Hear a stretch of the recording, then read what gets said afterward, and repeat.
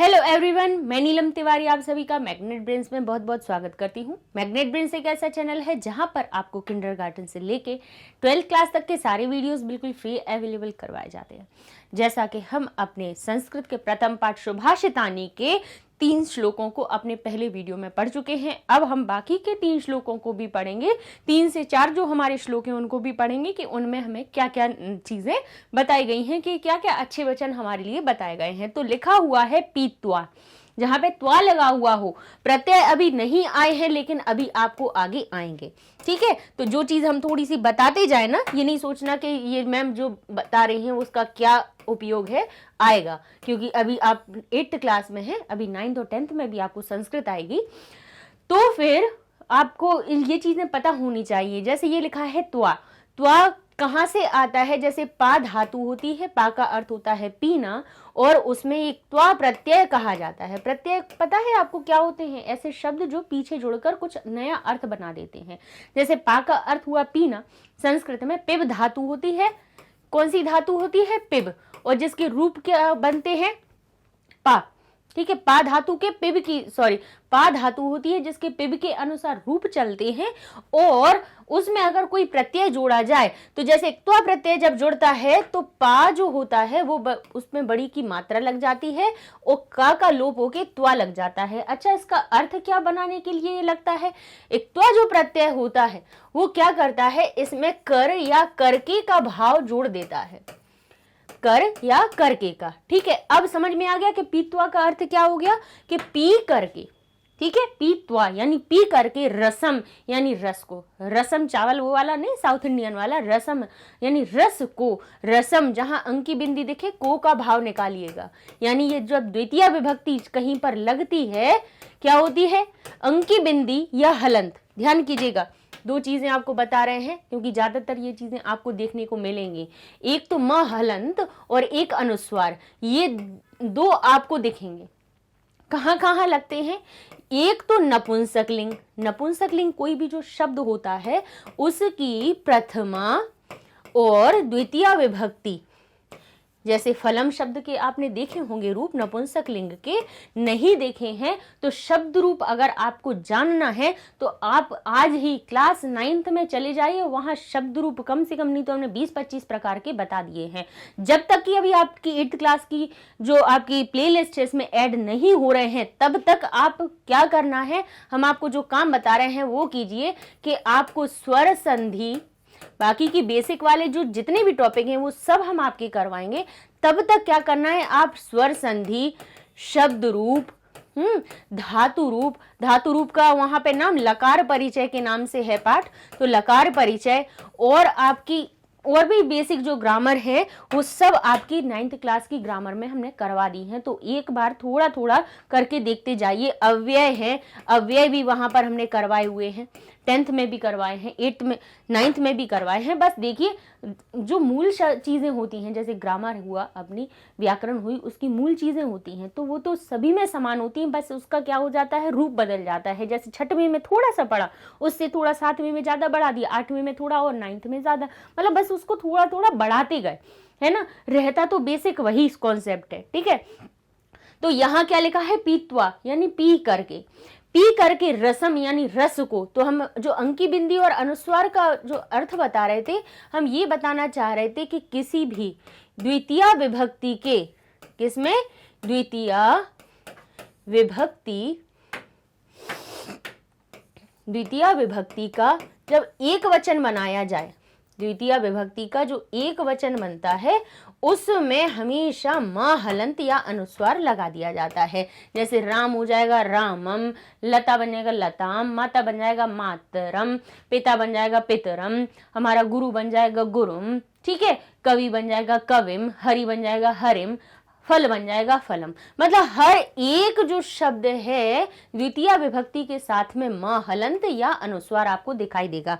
तो जहां पे आपको उसका अर्थ क्या निकालना है? को, क्या अर्थ निकालना है? क्योंकि द्वितीय विभक्ति का चिन्ह क्या होता है? द्वितीय विभक्ति कर्म कारक में लगती है और कर्म का चिन्ह होता है को, ठीक है। तो यहाँ पे क्या हो गया? रस को, ठीक है, पी करके रस को, और एक मां हलंत और आपको दिखेगा वो नपुंसक लिंग जो शब्द होते हैं, जैसे फल हुआ, कोई भी ऐसे शब्द जिनको देख के हमें, जिनको बोलकर हमें पता चले ना पता चले कि ये पुल्लिंग का है या स्त्रीलिंग का है, तो वो नपुंसक लिंग में चला जाता है। ठीक है।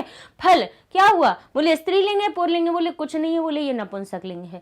हमारा पत्ता, बोले पत्ता कैसा है, बोले ये भी नपुंसक लिंग है, नहीं पता चल रहा है। हमारा पंखा, बोले नपुंसक लिंग है। नपुंसक लिंग जब प्रथमा और द्वितीय विभक्ति में बनाए जाते हैं, प्रथमा और द्वितीय विभक्ति में एक वचन के रूप में भी मां हलंत आता है। मतलब सिर्फ उसका नाम बताना हो, जैसे फल का नाम बताना हो, फलम कहना है फल, ठीक है, यह फल है तो हम कहेंगे एतत् फलम, यह फल है तो हम कह देंगे एतत् फलम।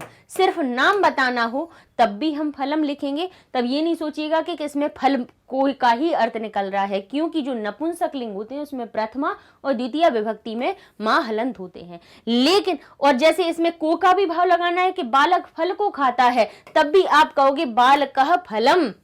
क्या लिखेंगे आप, बालकः फलम, बालकः फलम खादति, यानी बालक फल को खाता है। यानी यहाँ पे एक सिर्फ इसका अर्थ निकल रहा था फल, और यहाँ पे अर्थ निकल रहा है फल को। क्यों निकला, क्योंकि प्रथमा नाम बताने के लिए होती है, प्रथमा विभक्ति एक तो कर्ता बताने के लिए होती है, या फिर किसी का नाम बताना हो तब भी प्रथमा विभक्ति लगाई जाती है, और द्वितीय विभक्ति को का भाव लेके चलती है।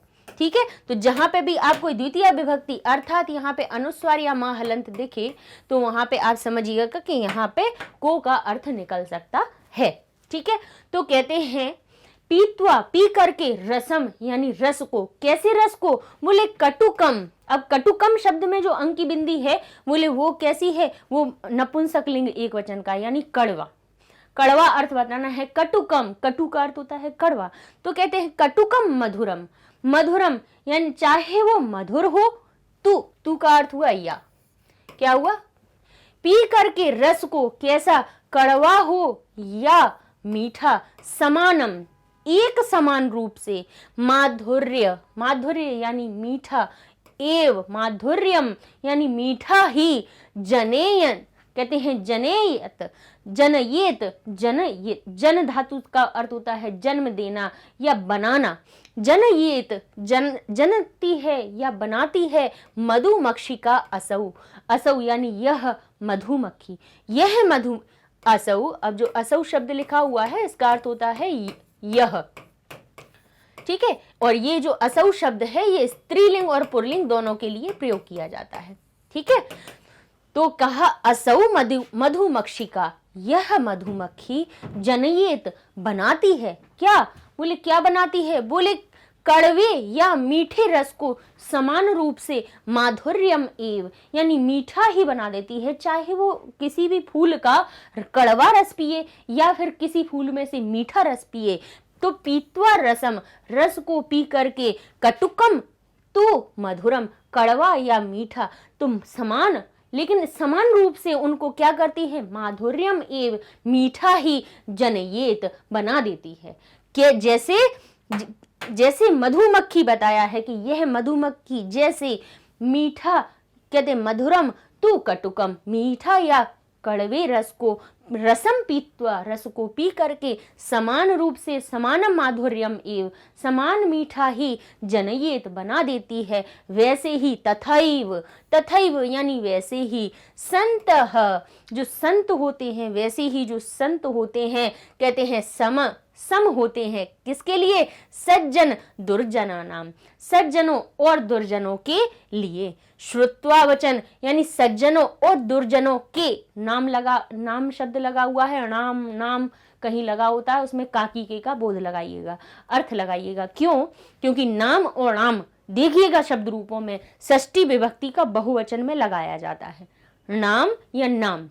ध्यान कीजिएगा, आम मतलब आम की ध्वनि पीछे से निकलनी है, कहाँ में, षष्ठी विभक्ति बहुवचन। और षष्ठी विभक्ति किस कारक का चिन्ह होता है, काकी के। षष्ठी विभक्ति संबंध कारक होती हो, संबंध काकी के, संबंध में काकी के का अर्थ लगाते हैं हम। तो कैसे बोले, सज्जनों और दुर्जनों के, बोले श्रुत्वा सुनकर, क्या, वचः वचन, वचन सुन करके, श्रुत्वा फिर से देखिए, पीत्वा पी करके, श्रुत्वा सुन करके, वचन वचनों को मधुर सूक्त रसम सृजंती। तो कैसे?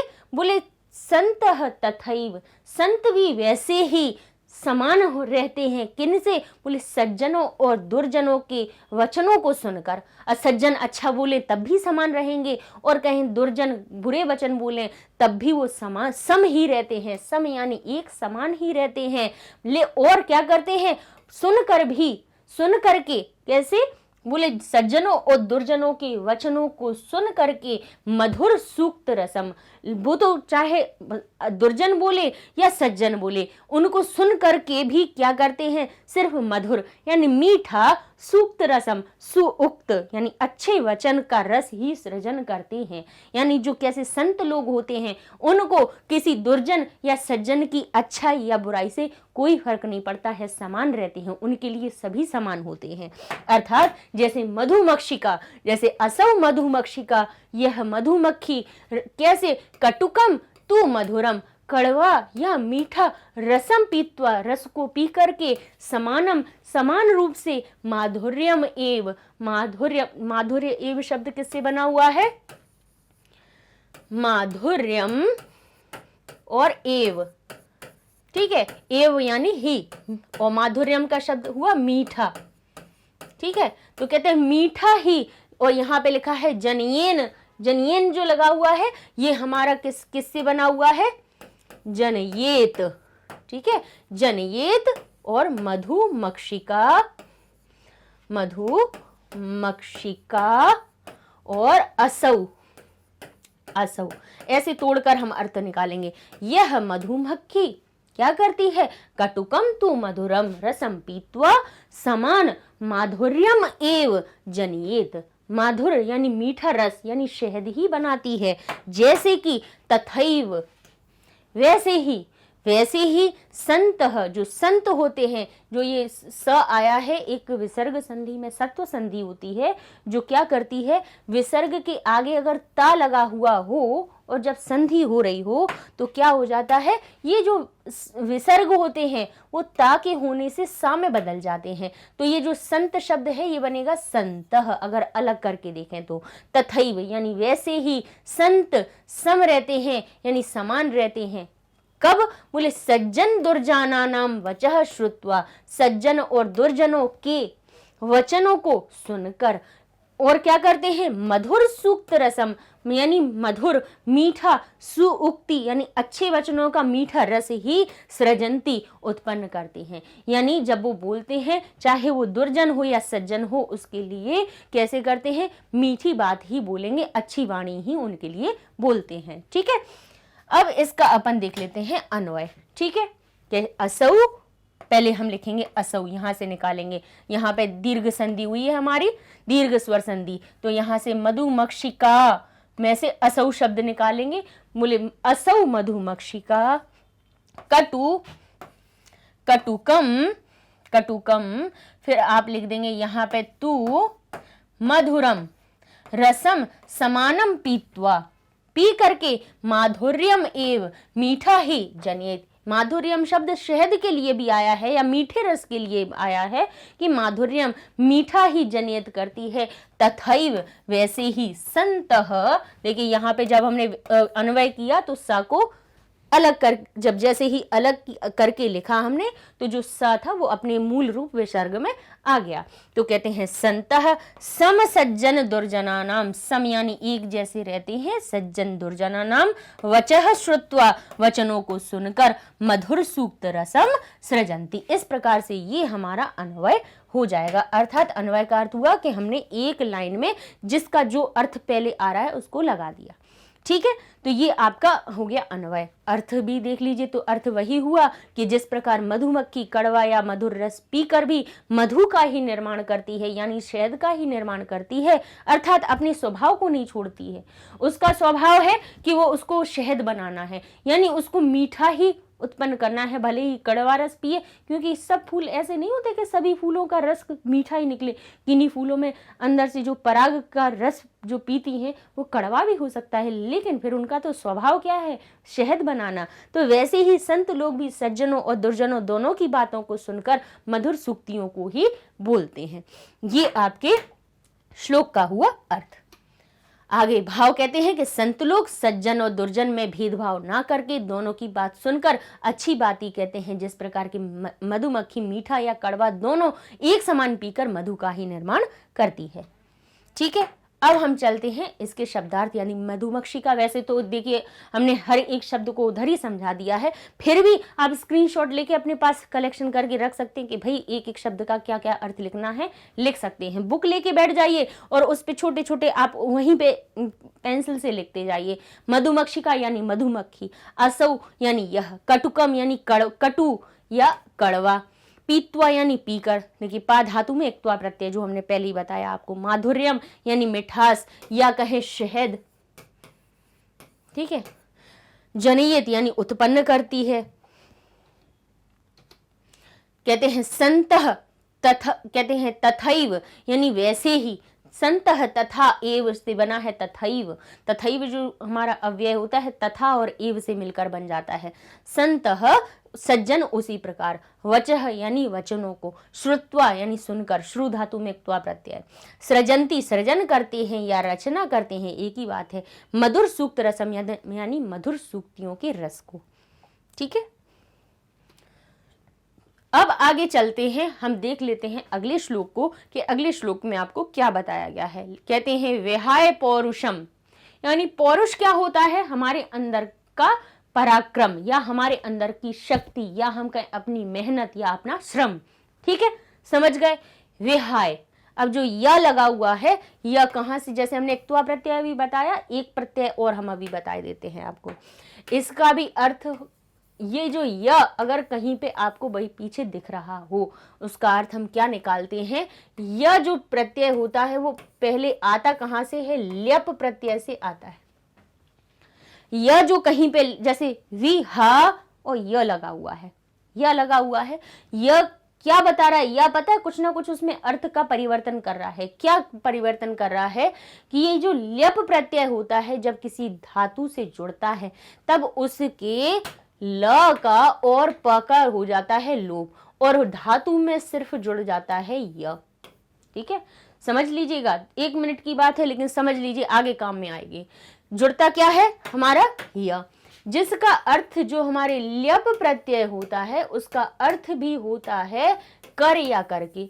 अब आप कहोगे कि मैडम अभी तो आपने बताया कि इक्त्वा का भी होता है, इक्त्वा प्रत्यय होता है, उसका भी हमारा उसमें त्वा शेष बचता है और उसका भी भाव कर या करके का अर्थ हम उसमें निकालते हैं धातु में, लेकिन ल्यप की फिर क्या जरूरत पड़ी, तो बोले ल्यप इसके लिए है कि कोई अगर धातु जैसे गम धातु है, ठीक है, ये जो गम धातु है और इसमें अगर एक उपसर्ग लगा दिया जाए, अगर हमारी गम अकेली धातु होती तो क्या हो जाता, बोले इक्त्वा प्रत्यय लग जाता। अगर करती जा करके पढ़ता है, विद्यालय जाकर पढ़ता है या विद्यालय जा करके पढ़ता है तो गम धातु में इक्त्वा प्रत्यय लगता। लेकिन अगर इस गम धातु में ही एक उपसर्ग जुड़ा हुआ होता आ और ये लिखी होती गम, तो फिर इसमें इक्त्वा ना जुड़ता, इसमें जुड़ता ल्यप। अर्थ हमें वही निकालना था, अर्थ हमारा क्या था, जा करके, लेकिन उसमें क्या किया, जब हमारा कोई उपसर्ग जुड़ जाए अर्थात ल्यप प्रत्यय कर या करके का ही भाव निकालता है, लेकिन वो कैसी धातुओं में जुड़ता है, जिनमें कोई उपसर्ग लगा हुआ हो। क्या लगा हुआ हो, उपसर्ग। ठीक है, उपसर्ग वाली धातु में ल्यप प्रत्यय लगता है और यह शेष रह जाता है और अर्थ उसका कर या करके ही निकलता है। जैसे इसमें वी उपसर्ग लगा हुआ था, हा धातु में यह प्रत्यय विहाय बन गया, यानी छोड़ करके। पौरुषम विहाय, पौरुषता को, अपनी मेहनत को, परिश्रम को छोड़ करके। यो यानी जो क्या कहते हैं, जो निश्चय ही जो अकेला लिखा हुआ है इसका अर्थ होता है निश्चय, निश्चय ही यानी बिल्कुल इसमें कोई गलत बात नहीं है, बिल्कुल निश्चित है ये कि जो लोग पौरुष को विहाय, अपने परिश्रम को, अपने पुरुषार्थ को छोड़कर देवम यानी देवताओं के या भगवान के, क्या कहते हैं, देवम एव, देवताओं के ही, देवमेव में क्या बना हुआ है, देवम में जुड़ गया एव और लिखा हुआ है आवलंबते। देखिए अलग अलग शब्द कर लेते हैं तो क्या होता है, उससे आपको भी अर्थ सही समझ में आएगा कि कहाँ से ही का अर्थ निकला, कहाँ से भरोसे का अर्थ निकला। कि कहते हैं कि विहाय, छोड़ करके, त्याग करके, जो पुरुष, यो पुरुष, जो पौरुष को छोड़ करके देवम, देवों के ही अवलंबते यानी सहारे रहते हैं। आलम्बन यानी अवलंबन, आलम्बन यानी पास में रहना या किसी का सहारा लेना।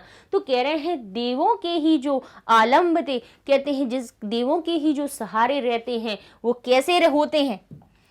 अब मेहनत करनी नहीं है, कह रहे भगवान बस पास करा दो, भगवान पास करा दो, पढ़ना है नहीं है। अब कहें अपना आपका पुरुषार्थ क्या है, बोले छात्र जीवन का पुरुषार्थ है कि बच्चों को विद्या ग्रहण करना, पढ़ना।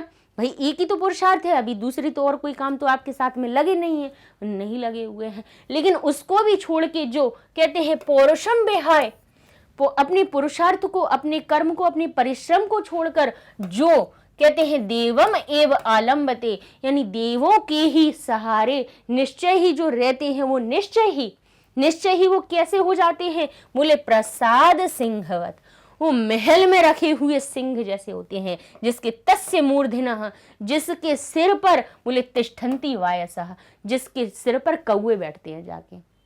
वो कैसा होता है, बोले महल में बैठे हुए, महल में रखे हुए या महल में रखे हुए शेर की तरह होता है, जिस पे क्या होता है, बोले कहने को वो शेर है, लेकिन कहते हैं प्रासाद यानी महल हो, बड़ा सा खूब बड़ा महल बना हुआ हो। प्रासाद का अर्थ क्या हुआ, महल बना हुआ हो, हवेली बनी हुई हो। लेकिन सिंहवत, उस सिंह के वत यानी उस सिंह के प्रकार, उस सिंह की तरह होते हैं, महल में रहने वाले उस सिंह की तरह होते हैं। तस्य जिसके मूर्धनः, जिसके सिर पर, तिष्ठन्ति वायसा, जिसके सिर पर कौवे बैठ जाए, जिसके सिर पर क्या होते हैं, कौवे बैठते हैं। नहीं तो क्या कौवे की हिम्मत है कि कोई शेर के ऊपर बैठ जाए, नहीं, क्योंकि उसने पुरुषार्थ करना छोड़ दिया, उसने अपना कर्म करना, उसने अपना श्रम करना छोड़ दिया, वो जाके महल में बैठ गया। तो क्या होता है, बोले ऐसे तो शेर के भी सिर पे कौवे जाकर बैठते हैं। तो क्या लिखा है, विहाय पौरुषम यो ही देवम एव आलम्बते प्रसाद सिंहवत तस्य मूर्धन तिष्ठति वायसा। ठीक है, तो अन्वय क्या बना, यो जो पौरुषम, जो किसको क्या कहते हैं, बोले पौरुषम, विहाय इधर छूट गया है, लिख लीजिएगा विहाय। ठीक है, देवम एव ही आलम्बते यानी जो क्या करते हैं, अपने पौरुष को विहाय छोड़कर देवों के ही सहारे रहते हैं। प्रसाद सिंहवत, वो महल में रहने वाले सिंह की तरह होते हैं। तस् मूर्धन वायसा, उनके मूर्ध पर वायस क्या कहते थे, वायसा तिष्ठन्ति यानी बैठते हैं। ठीक है, स्था धातु का तिष्ठ के अनुसार रूप बनता है, तिष्ठ का अर्थ होता है बैठना। ठीक है, तो जो हमने आपको अभी अर्थ बताया वही यहाँ पे सरल अर्थ लिखा है। लिखना चाहते हैं तो स्क्रीनशॉट लेके और इसको आप लिख सकते हैं। आगे लिखा हुआ है इनके शब्दार्थ, इनके भी आप स्क्रीनशॉट ले लीजिए। वैसे तो हमने सब आपको बता ही दिए हैं अर्थ समझाते में, और समझ लीजिए। विहाय का अर्थ छोड़ना, पौरुषम यानी मेहनत को, परिश्रम को, अपने पुरुषार्थ को, यो यानी जो, ही यानी निश्चय ही, देवम यानी देवों का क्या कहते हैं, देव का, आलम्बते कहते आश्रय लेते हैं, प्रासाद सिंहवत महल में बने हुए शेर जैसे, तस्य यानी उनके, मूर्धन यानी सिर पर, वायसा यानी कौवे। और एक और लिखना चाहते हैं तो लिख दीजिए तिष्ठन्ति यानी बैठते हैं। क्या हो जाएगा, बैठते हैं, लिख दीजिए एक और। बस इस प्रकार से ये आपके शब्दार्थ हो गए। ठीक है, तो आपका ये 6वां श्लोक भी होता है पूरा, नहीं 5वां हो गया, 4 हो गए, 5 हो गए, ये 6वां आ गया। चलो अब लिखा हुआ है पुष्प पत्र फल छाया। क्या क्या, पुष्प पत्र फलत छाया, फल और छाया, मूल वलकल दारू भी। कहते हैं कि अब पेड़ों की यहाँ पे विशेषता बताई जा रही है कि पेड़ क्या कैसे होते हैं और हमें क्या देते हैं और उनका एक एक अंग कैसा हमारे लिए होता है। कहते हैं उसका फूल, पत्र यानी उसका पत्ता, फल उसका फल आप खाते हो, उसकी छाया आप चाहते हो, मूल यानी उसकी जड़ें, जड़ों को क्या कंदमूल फल कौन सी खाते हो, बोले जड़ों में रूट वेजिटेबल कौन सी होती है, गाजर खाते हो, मूली खाते हो, कहाँ से आती है, उसकी रूट में से आती हैं। आलू खाते हो, अदरक खाते हो, कहाँ से आती है, उसकी मूल में से, उसकी जड़ में से हमें प्राप्त होती हैं। तो कहते हैं पुष्प, पत्र, फल और छाया, मूल वलकल, मूल यानी उसकी जड़ें, वलकल यानी उसकी छाल, अर्जुन की छाल घिस घिस के पियो, बोले हार्ट अटैक खत्म। तो बोले छाल, वो कह रहे दारू भी, और उसकी लकड़ी, बोले लकड़ी ले आए, काट काट के बना रहे हैं फर्नीचर, है ना। तो आपको इसके उपयोग बता रहे हैं, कह रहे हैं धन्य यानी धन्य होते हैं। कहते हैं पेड़ ऐसे धन्य हैं, ऐसे ये पेड़ कैसे हैं, धन्य हैं। पेड़ों के लिए धन्यता का भाव बता रहे हैं कि ऐसे पेड़ कैसे हैं, ये हमारे पेड़ कैसे हैं, श्रेष्ठ हैं, जिनका फूल, पत्ता, फल, छाया, मूल, वलकल, दारू भी धन्य। महीरूहा, महीरूहा एक तरह का किसके लिए आया है, सागौन के पेड़ के लिए आया है, सागौन का पेड़ होता है ना, उसके लिए। तो कहते हैं ये शाम जिनकी विमुख यान्ति न अर्थिना, नार्थिना बना है न अर्थिना। अब इसका अर्थ अपन बताते हैं क्या है। कहते हैं ये जो पेड़ हैं, कहते हैं कहते हैं धन्य महीरूहा, यानी ये वृक्ष जो है, वैसे महीरूहा शब्द सागौन का वृक्ष होता है, उसके लिए आया है, लेकिन अकेला क्या सागौन का वृक्ष नहीं, सभी हमारे जो कैसे मूल्य वृक्ष होते हैं, कैसे होते हैं, धन्य होते हैं। महीरूहा ये वृक्ष कैसे होते, धन्य होता है। ये शाम जिनके यान्ति का अर्थ हुआ, कहते हैं यान्ति का अर्थ हुआ जाते हैं। अब यहां से हो गया विमुख, जिनके विमुख यानी निराश होकर नहीं जाते हैं, अर्थिना यानी याचक, मांगने वाले, चाहे फूल मांग ले, चाहे फल मांग ले, चाहे पत्ता मांग ले, चाहे उसकी छाल मांग लो, चाहे लकड़ी मांग लो, तो न अर्थिना, नार्थिना यानी नहीं, कोई भी अर्थिना, कोई भी याचक नहीं जाता है निराश, कोई भी याचक निराश नहीं जाता है। कहां से अर्थ निकालेंगे आप, यहां से कि ऐसे पेड़ कैसे, ऐसे पेड़ जो ऐसे वृक्ष हैं वो कैसे हैं, बोले ये धन्य हैं, ये हमारे कैसे हैं, धन्य हैं, श्रेष्ठ हैं, जिनके पास जाकर बोले न अर्थिना, कोई भी याचक विमुख नहीं लौटते हैं। कोई भी याचक उनके पास जाते हैं, अर्थात यानी कोई भी उनके पास जाना व्यर्थ नहीं होता है, उनके पास से कोई भी व्यर्थ लौट नहीं सकता है। अर्थात जो चीज आप चाहोगे वो आप वृक्ष से पाओगे। अर्थात आप देखेंगे कि पेड़ जड़ से शुरू होता है, फल पे खत्म हो जाता है, लेकिन उसका हर एक भाग कैसा होता है, उपयोगी होता है। चाहे उसका देखिए पुष्प हो, पत्र हो, फल हो, छाया हो, मूल हो, वलकल हो, दारू हो, ये सब उसके काम के होते हैं। अर्थात हमें वृक्ष लगाना चाहिए। एक संदेश दिया है आपको, पर्यावरण के लिए दिया हुआ है, ठीक है। तो हमारा देखिए पहले हमने ये आपका अन्वय बना दिया कि पुष्पम, पत्रम, फलम, छाया, मूलम, वलकम, दारू भी धन्य है महीरूहा, ये पेड़ धन्य है, जिनके अर्थिना, जिनके पास, ये शाम जिनके पास, अर्थिना यानी जो याचक होते हैं, विमुख ना याति यानी कभी भी निराश नहीं लौटते हैं, ठीक है। यानी वृहत बहुत सारे फूल, पत्ते, फल, छाया, जड़, छाल तथा लकड़ी देते हैं। पेड़ धन्य है जिनके पास जाकर याचक निराश नहीं लौटते, अर्थात वृक्ष का कोई भी भाग व्यर्थ नहीं जाता। अगर किसी वृक्ष में फल भी नहीं लग रहे होंगे तो अब कहेंगे नीम का पेड़ किस काम के, नीम की पत्तियां ले लो, नीम की छाल ले लो, नीम की निबोली ले लो, उनके तेल निकाल लो और उसकी छाया ले लो और उसमें से मिलने वाली ऑक्सीजन ले लो। इसका कोई तोड़ है, कहीं से मिलना है, नहीं मिल सकती है। अर्थात वृक्ष कोई भी हो, उसका कोई भी भाग कैसा होता है, बोले निरर्थक नहीं होता है, ठीक है। तो ये हमारा इसका भाव हो गया। अब इसके शब्दार्थ देख लेते हैं। पुष्पम यानी फूल, पत्रम यानी पत्ते, फलम यानी फल, छाया, मूलम, छाया तो आपको पता ही है, उसकी शेड जो होती है, हमारी शेडो होती है। कहते हैं मूलम, मूलम यानी जड़, मूल का अर्थ होता है मेन, जहां से निकल रही है वो, यानी जड़। वल्कल यानी छाल। धन्य यानी धन्य है। महीरूहा यानी सागवान के पेड़। महीरूहा शब्द सागवान के पेड़ के लिए आया है, लेकिन हम तो सभी वृक्षों की बात बता रहे हैं कि सभी वृक्ष कैसे होते हैं, बोले बहुमूल्य होते हैं, उनका कोई भी अंग कैसा, बोले व्यर्थ नहीं होता है। ये शाम यानी जिनके, आर्थिन यानी याचक, विमुख निराश, याति यानी लौटते हैं। और न का अर्थ जो लगा हुआ है उसका अर्थ तो होता ही है नहीं। न एक अव्यय होता है जिसका अर्थ होता है नहीं। वैसे हम कहते हैं न जो बोलते हैं वो उसी के लिए बोलते हैं, नहीं का अर्थ बताते हैं। अब लिखा हुआ है चिंतनीया, चिंतनीया ही विपदाम। आदा देव, कहते हैं आदाव एव, आदाव एव प्रतिक्रिया। अब बहुत अच्छी बात कही है। ना कूप खननम युक्तम प्रदीप्ते वन्यहा, कहते हैं वन्यहा वन्यना ग्रहे, कहते हैं चिंतनिया यानी चिंतन करके, चिंता करके, कहते हैं ही निश्चय ही, बोले क्या, बोले विपदाम यानी विपत्ति के आने पर।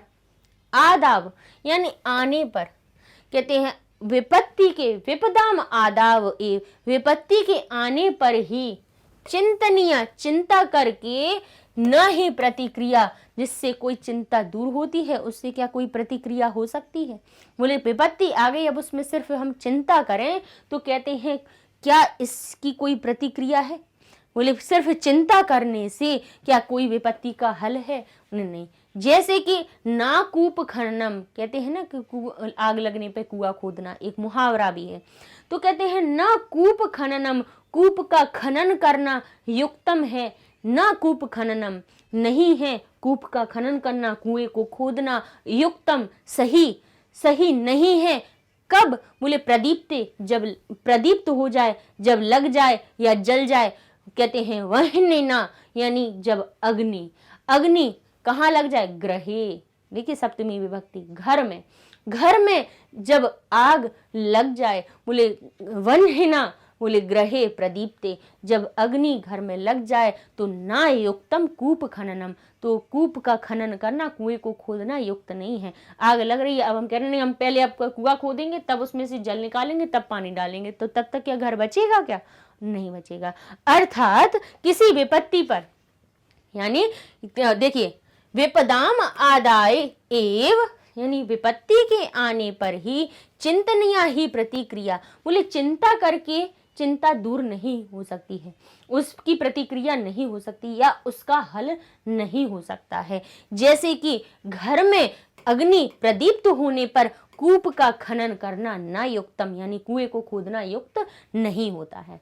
ठीक है, तो इसका अर्थ ये निकला, यानी विपत्ति के आने पर हम बैठे बैठे अगर चिंता करते रहें तो बोले उससे कुछ नहीं होगा। कि जैसे अगर हम करके चिंता करके उसकी प्रतिक्रिया हो, यानी उसको उसके लिए कोई हल ढूंढा जा सकता है, चिंता करके नहीं। यानी हमें पुरुषार्थ करना चाहिए, कोई कर्म करना चाहिए।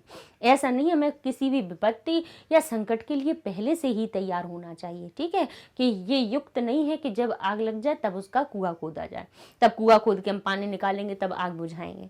तो ये हमारा इसका अर्थ हुआ। ठीक है, अब देख लेते हैं विपदाम यानी विपत्ति, आदाय यानी आने पर, एव यानी ही, आने पर ही एव का अर्थ क्या होता है, ही। बोले चिंतनीय यानी चिंता करके, प्रतिक्रिया यानी समाधान।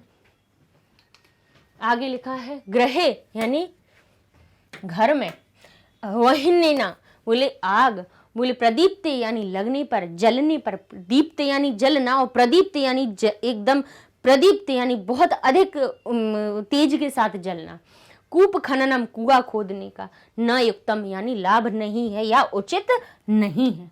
तो इस प्रकार से ये आपके आज पहला पाठ के हमने 3 श्लोक आपके एक वीडियो में बता दिए और 4 श्लोक अपने दूसरे वीडियो में। तो 2 पार्ट में आपका पूरा अनुवाद ट्रांसलेशन हो गया, उसमें शब्दार्थ भी बता दिए और आपकी अन्वय भी हो गए। ठीक है, अब हम अपने नेक्स्ट वीडियो में आपकी जो एक्सरसाइज हैं, जो आपके अभ्यास कार्य हैं, उनको भी करेंगे। ठीक है, तो उसके पहले आपको वेबसाइट के बारे में भी बता देते हैं कि अब आपको ये जो वीडियोस हैं, सिर्फ ये ही नहीं, हमारे चैनल के सारे वीडियोस आपको यूट्यूब के साथ साथ आपको हमारी वेबसाइट पर भी मिल सकती हैं। कैसे? आपको गूगल पे लिखना है magnetbrains.com, आप इंटर करेंगे, आपके सामने हमारी वेबसाइट का पेज हो जाता है ओपन। यहाँ पर आपको सारी क्लासेस लिखी हुई हैं, जिनमें आपको जो क्लास सर्च करना है, जिस क्लास में पढ़ते हैं, आपको जिस क्लास का वीडियो सर्च करना है, उनको इसमें से कर लीजिए सिलेक्ट। मान लीजिए 8th क्लास सिलेक्ट की, आपको 8th के सब्जेक्ट दिख गए। अच्छा, अभी इसमें हमारा संस्कृत का ऐड क्यों नहीं है? क्योंकि संस्कृत का आज से ही बनाना शुरू किया है। आज अपनी वीडियोज अपलोड होंगे तो कल से आपको यहाँ पे संस्कृत का भी दिख जाएगा। जैसे हम 9th में का बताएं आपको कि 9th क्लास का सिलेक्ट करेंगे तो संस्कृत सिलेक्ट किया तो संस्कृत का ऐसा पेज ओपन हो जाएगा। ऐसा ही सेम आप जब 8th क्लास में संस्कृत को क्लिक करेंगे तो आपके सामने ऐसा ही संस्कृत का ही पेज ओपन हो जाएगा और वहां आपको क्या मिलेगा? चैप्टर वाइज वीडियोस मिल जाएंगे। ठीक है, कि अभी जो पहला चैप्टर चल रहा है और आगे भी जितने चैप्टर आएंगे वो यहाँ पे चैप्टर ऐड होते जाएंगे। और आज जैसे अनुवाद के 2 वीडियो हैं, अभ्यास का 1 वीडियो होगा, तो ऐसे 3 लेक्चर यहाँ लिखे होंगे। आप इसको क्लिक करेंगे, आपके सामने तीनों जो वीडियोज हैं उनकी लिंक आ जाएगी। उसको क्लिक कीजिए, आपका जो भी पहला पार्ट, दूसरा पार्ट या अभ्यास का जो भी पढ़ना चाहते हैं उसका वीडियो हो जाएगा इस तरह से ओपन। ठीक है, यहाँ पे आपका नेक्स्ट का भी बटन होगा साइड में, उसको नेक्स्ट से क्लिक करके अगला वीडियो देख लीजिए। और फिर कोई अगर दूसरा आपको सर्च करना है तो यहीं पे फिर से आ जाइए चैप्टर पे, फर्स्ट पार्ट देख लीजिए, सेकंड देख लीजिए, या कोई भी आप सब्जेक्ट की यहाँ पे पूरा चैप्टर वाइज या टॉपिक वाइज आपको यहाँ पे वीडियोस मिल जाएंगे, आसानी से मिल जाएंगे। और यहीं से आप ये जो कोर्सेज लिखा हुआ है, यहीं से आप दूसरे क्लास के सब्जेक्ट पे भी जा सकते हैं। कैसे? आपने कोर्सेज को जैसे ही क्लिक किया तो आपके सामने यहाँ लिखी होंगी क्लासेस और यहाँ होंगे सब्जेक्ट। तो आप क्लास सिलेक्ट करेंगे, सब्जेक्ट सिलेक्ट करेंगे, तो जैसे ये 9th की संस्कृत हुई है, ऐसे 10th की संस्कृत, 6th की संस्कृत, या जो भी 6th का मैथ, 8th का मैथ, 8th की इंग्लिश, जो भी सब्जेक्ट आप सिलेक्ट करेंगे वो आपके सामने आ जाएगा। ठीक है, तो बस यहाँ पे सबसे अच्छी बात क्या है वेबसाइट में कि आपको चैप्टर से रिलेटेड हर चीज़ मिल जाएगी, आपकी कोई चीज़ छूटेगी नहीं। आपने देखा हो पहले यूट्यूब पे या ना देखा हो, आप अगर वेबसाइट पे सर्च करेंगे तो आपको सब पूरी लिस्ट में मिल जाएगा कि भाई क्या क्या हो चुका है, कौन कौन से टॉपिक यहाँ पे अरेंज है। ठीक है, इसलिए ये बच्चों को बनाया गया है, वेबसाइट इसीलिए बनाई गई है कि जहाँ पे बच्चों को कोई चीज़ उनकी छूटे ना। ठीक है, तो मिलते हैं नेक्स्ट वीडियो में जिसमें हम अभ्यास कार्यों को करेंगे। तब तक के लिए धन्यवाद।